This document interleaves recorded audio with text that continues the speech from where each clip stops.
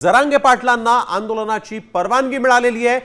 1 दिवसांच्या आंदोलनाची परवानगी जरांगे पाटलांना मिळाली आहे। आझाद मैदानावर आंदोलन करण्यास अटी शर्तींसह जरांगे पाटलांना परवानगी मिळालेली आहे। आझाद मैदानात मराठा आंदोलकांचा जल्लोष पाहायला मिळालेला आहे। यावेळी एक महत्त्वाची बातमी आपण बघतोय। 29 ऑगस्टला जरांगेंचा आझाद मैदानावर आमरण उपोषण होणार आहे आणि या ठिकाणी केवळ 5000 आंदोलकांना सहभागी होण्यासाठी परवानगी देण्यात आली आहे। बघतो आणि त्याच्यावर सविस्तर बोलतो। नियमात 5000 त्यांनी सांगितलेलं आहे, पण इथेच 15-20 हजारापेक्षा जास्त लोक आहेत, तेवढ्याच गाड्या दिसत आहेत। हे कसं तिथं शक्य होणार? शिवनेरी गडावरती गेल्याच्या नंतर आम्ही सगळं व्यवस्थित ठरवतो, काही अडचण नाही। जोपर्यंत आरक्षण मिळत नाही तोपर्यंत मी आझाद मैदानाला बसणार, सगळ्या नियमाचं पालन करून। आता ऑर्डर बघतो आणि शिवनेरी गडावर गेल्यावरच्या नंतर सविस्तर सगळं आपल्याकडे आहे। आझाद मैदानावर तुम्हाला परवानगी मिळालेली आहे आणि 5000 मराठे तिथं बसतील।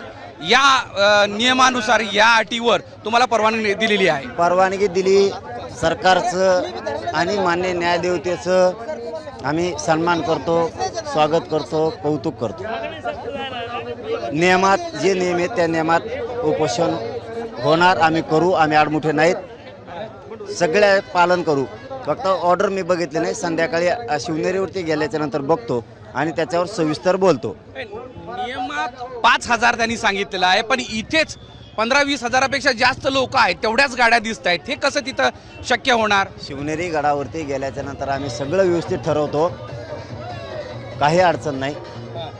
जोपर्यंत आरक्षण मिळत नाही तोपर्यंत मी आझाद मैदानाला बसणार, सगळ्या नियमाचं पालन करून। आता ऑर्डर बघतो आणि शिवनेरी गडावर गेल्यावरच्या नंतर सविस्तर सगळं आपल्याकडे आहे। ही सध्या कारण रेंज इतकी झालेली आहे की मोठी गर्दी असल्यामुळे रेंज नाहीये।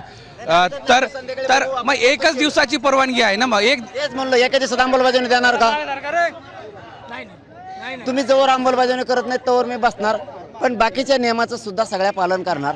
मी त्याच्यावरती सविस्तर संध्याकाळी बोलतो। आता सध्या सरकारचं आणि न्यायालयाचं कौतुक केलं, 1 दिवस नाही, 1 दिवसात मग अंमलबजावणी करा।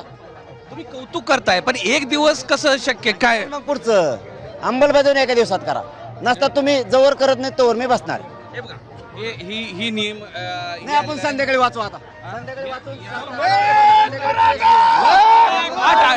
8 नियम संध्याकाळी प्रेस घेऊ आपण। यावर संध्याकाळी पत्रकार परिषद घेणार असल्याचं मनोज जरांगे पाटील यांनी सांगितलेलं आहे। मोहम्मद इरफानचा माधव सावरगावे, साम टीव्ही, छत्रपती संभाजीनगर। तर आपण बघतोय यावेळेस आंदोलनासाठी 1 दिवसांची परवानगी मिळालेली आहे। शनिवार रविवार सुट्टीच्या दिवशी परवानगी देण्यात आलेली नाही। तर थेट जाऊया, आमच्या प्रतिनिधी वैदेही काणेकर आपल्या सोबत यावेळेस जोडल्या गेलेले आहेत। वैदेही, आपण बघतोय जरांगे पाटलांना आंदोलनासाठी परवानगी मिळाली आहे, परंतु केवळ 1 दिवसाची परवानगी मिळाली। काय या संदर्भातली अधिकची माहिती, काय अपडेट्स?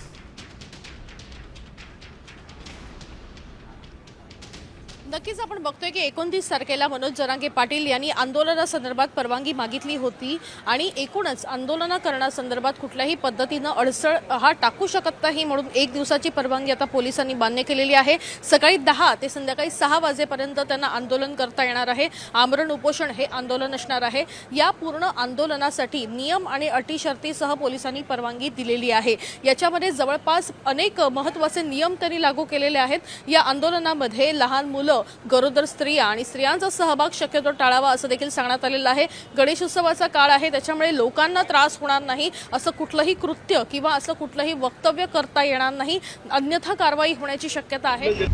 आता isakal.com आहे देशातील नंबर 1 ची मराठी न्यूज वेबसाईट। प्रत्येक अपडेटसाठी isakal.com ला नक्की भेट द्या।